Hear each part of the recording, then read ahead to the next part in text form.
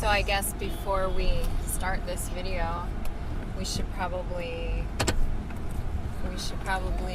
say that our children they are in seat belts. They don't have the chest strap across their chest, and that's for the seatbelt Nazis.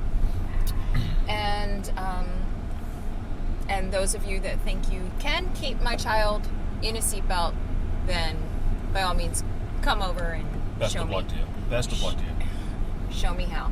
And when you walk away with bruises and they both have lap belts on, and that's that. They do. Say hi. Hi. Show me your seatbelt. Move your iPad. See? Hi. Move your hands. See? H-R-I-S.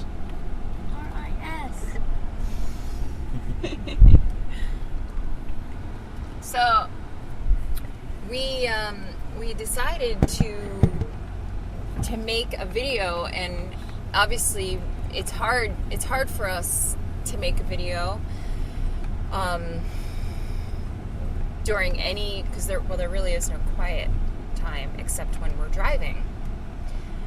We take several drives a day like this, whether Rob is home or not. One of us is driving these children. It is very soothing to them, and it's really pretty much the only time that they're nice. The moment that we're not, they are not, and that's just the way they are. So lately, a lot of things have been going on with Max, and school started this past week, and it didn't go so well. He's been very aggressive. He is out of control. He is not only now self-injurious, he is injuring others. It was just us, and now it's moved on to other people, including his new teacher, who says that she's never met a child as severe as Max. And we don't know what to do. He's whistling right now. Are you whistling? No. Can you whistle for me?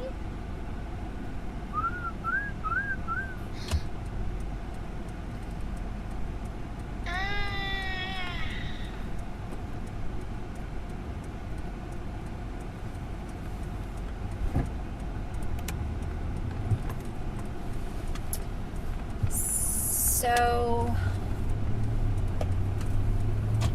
that's really frightening when somebody who works with special needs has never seen a child before as severe as yours, and you don't know what to do about it. We are exploring our options as far as schooling goes. We obviously are probably going to have to put him in a school now. He's in a supported unit right now. I believe there are 8 students, including him, and 3 adults.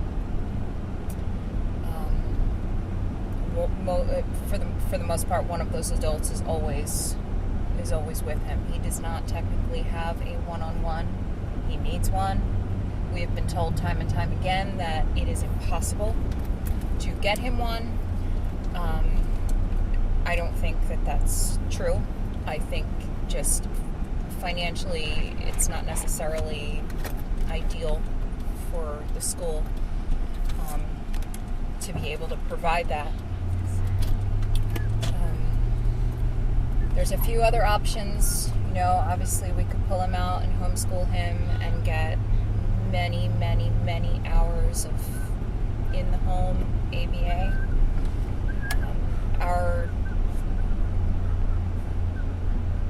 we haven't had the best experiences with ABA. So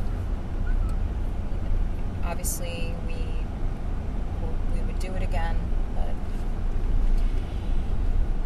we also know that Max has a lot of medical issues. So that in and of itself is very,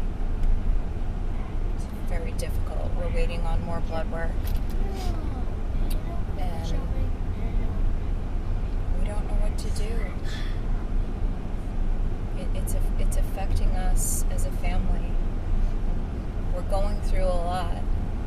We've got Stone, who's 17, who, though he's come a long way,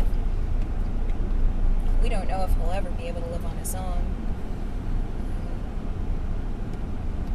I mean, just about a year and a half ago, he got into a car with a stranger because it was raining and he didn't know what to do. And instead of calling me, he had a phone. He got into the car with a stranger.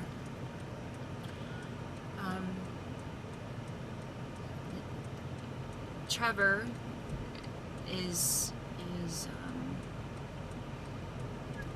he's experiencing, I don't know what you want to call it, but he's definitely going through something. Chris is okay for the most part. And when I say okay, I mean he will still cry for hours a day. The other day he cried, what do you say, maybe 2 hours about tractors? Something like that, yeah. I mean, obsessions, total obsessions that just, I don't know. Max, we think that Max has got medical issues that are hindering learning. And I mean, aside from his not, his inability to speak, the apraxia is so great that he just can't sit still for moments, just moments. He's in constant motion. He is going about 18 hours a day now, nonstop. 18 hours a day. And then the sleep is very broken. The last few nights he has slept, but he has stayed up very late. And then, if we can get, 4 or 5 hours out of him, that's good for us. Rob and I have been talking a lot about stuff that a lot of parents with special needs kids don't, it's not anything that we want to talk about, but we have to be real. And some of the organizations that have come into the house recently, we have a few that are trying to help us, just basically said, what are you going to do if you can't manage Max anymore? And it's a reality. I mean, he's 69 pounds, and he bangs his head and bites his hand, and I walk around with bruises and bites all over my arms, as do his therapists and his teacher now. So I don't know. I mean, when he's 160 pounds, what do we do? It's very concerning. We just don't know what to do. We have tried so many different things to try to help manage his behavior. And we would continue to try anything.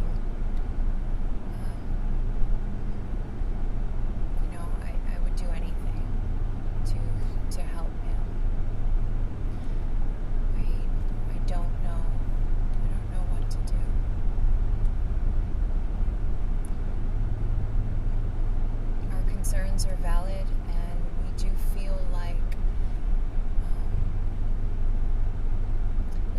feel like nobody wants to help us. When you leave the hospital with a brand new baby, nobody really tells you what to do. These are life lessons that you learn. But when the child is special needs,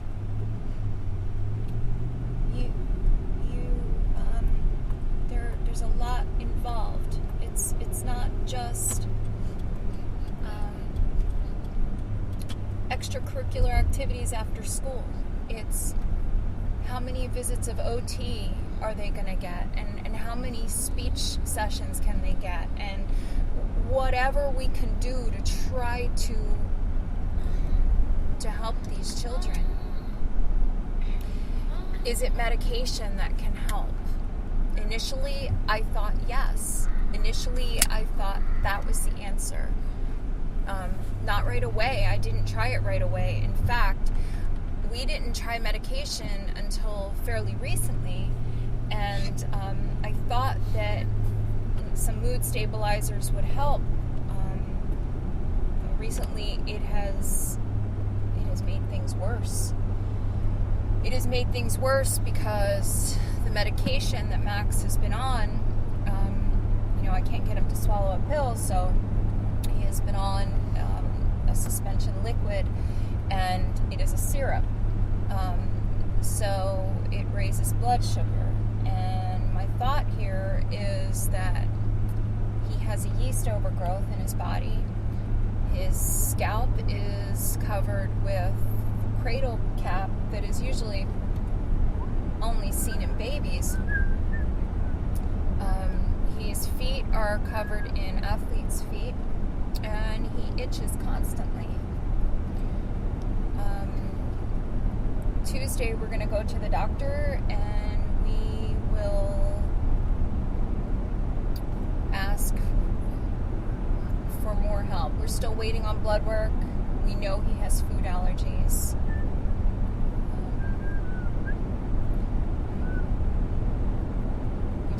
We don't know what to do.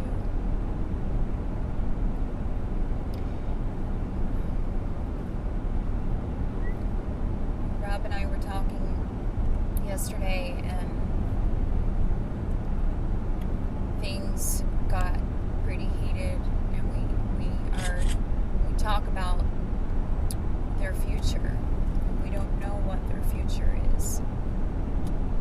And we don't have the same type of relationships with our children that a lot of other people do.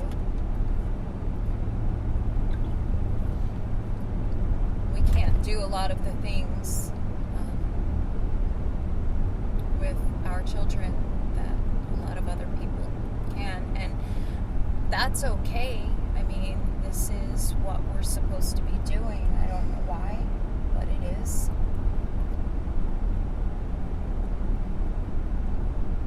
But it doesn't make it any less painful. It's a loss. And even though it's something that we've never experienced, so we don't really know what that loss is, we can only feel a loss of something that was never there. It's weird. I can't really describe that. But these children were wanted. We had a surgery to have them, and it was very successful, obviously. And they were back to back. In fact, I had 2 miscarriages before we got pregnant with Chris. And then when we got pregnant with Christopher, right after we had him, 6 months later, we were pregnant with Max. And they were wanted, and they still are wanted, and they're very loved. We don't know how to help them. We just don't. We're trying. When we go, we don't not take them them places, but I mean, we do.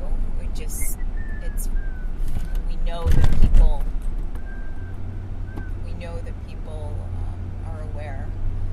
Things are different. Okay, I don't know. I'm gonna say anything. Well, here we are on another drive.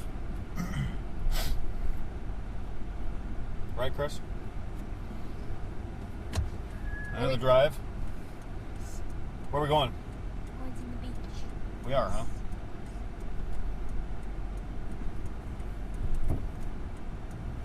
I have to stop and get a towel for him.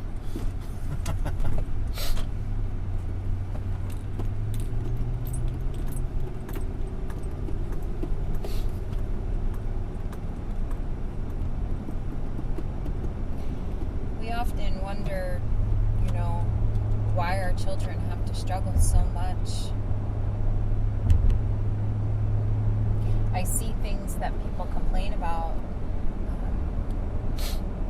and it's ridiculous. And that's their reality, and if that is what is so difficult for them, then God bless them. I find it really difficult when my husband is away. I don't really know how to manage, and actually this last trip that he was away, was the hardest ever. Max's behaviors had increased to a point that was unmanageable.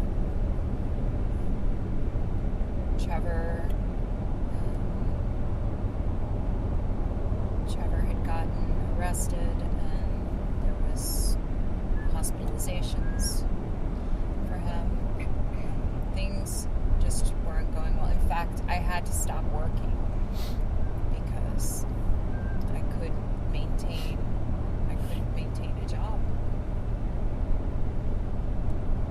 It was not doable.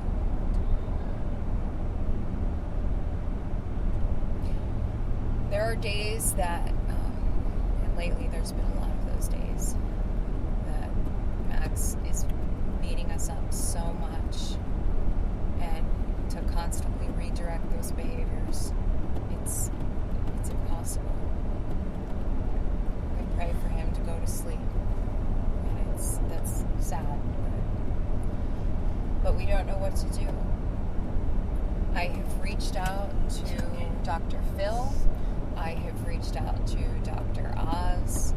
Obviously, our story does not boost ratings. Yeah, doesn't generate the BuzzFeed. Some guy beating up his wife does. I wrote Dr. Phil twice. There needs to be a story. Somebody needs to do a story on autism.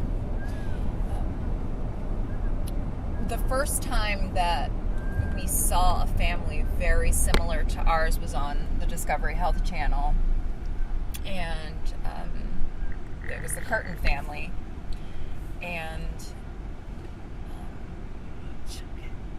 the Curtin family has 6 children, and all 6 of their children are on the spectrum. And what we saw was our life. We saw the naked. We saw the self-injurious behaviors. Them having to put the clothes on backwards so they wouldn't take them off, and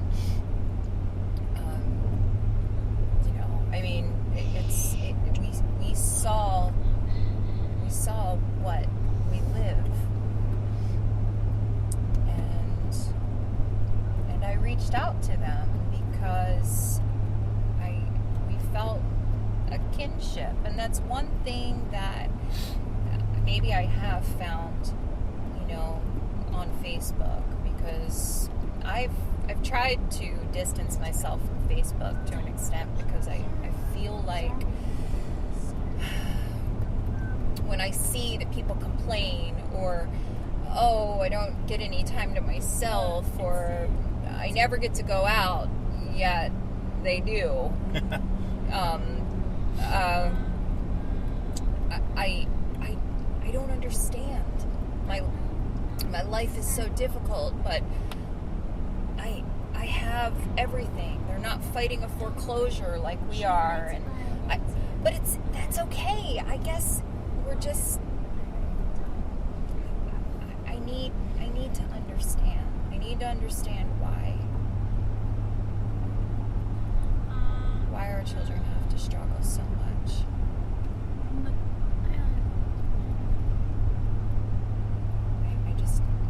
I don't understand. And I've made video blogs before, and I've, cried, and I've been emotional, but now I think I'm just angry. I mean, I cry every day, but I cry for them. And I cry because I can't help them. And when they're crying for hours and hours about a tractor, or they're crying for what reason because they can't tell me,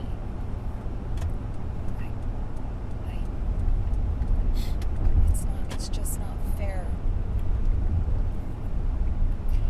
And there's not one person so far that has been able to substantially help our boys. There has been many people that have tried, but there's not one person. In 6.5 years of Max's life, he's still, he's made small strides, but he is still, developmentally very, cognitively, he's probably that of a 6-month-old. He hasn't really made a whole lot of progress. So it's not for lack of trying. It's not for lack of therapy. It's not for, I've had people say, well,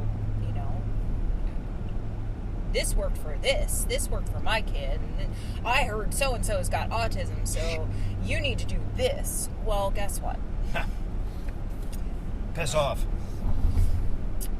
I am so sick of people telling me that my cousin's baby daddy mama got a cousin with autism, and I know what autism is like.